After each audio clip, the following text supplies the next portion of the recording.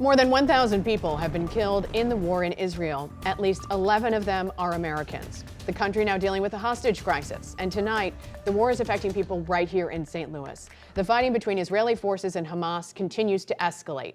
Thank you for joining us tonight. I'm Ann Allred. And I'm Mike Bush. We have team coverage tonight. Mark Maxwell has reaction from our congressional delegation. But first, Justina Coronel is covering concerns about the rise in hate crimes. Justina. Yeah, so the Anti-Defamation League says anti-Semitic incidents in the U.S. are rising rapidly. And here locally, we've learned about anti-Semitic vandalism that happened just over the weekend.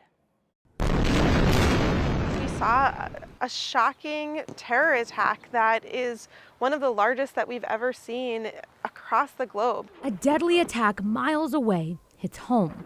Most people in our Jewish community know somebody who is in Israel right now. There are dozens of families from St. Louis who have moved to Israel over the years. The war in Israel rattles the country, causing ripple effects beyond it. Whenever we see a rise in tensions and conflict in the Middle East, and particularly in Israel, we also see a rise in attacks locally, and particularly a rise in anti-Semitic attacks. Within the last 48 hours, St. Louis police say it took a report of anti-Semitic graffiti at Christie Park.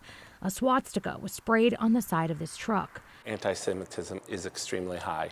This, of course, will only increase the fear and the concerns that people have, and certainly there will be copycat crimes. And we're working to make sure that our St. Louis community is safe. That's the goal for organizations such as the Jewish Federation and Jewish Community Relations Council of St. Louis. Both are ready to respond.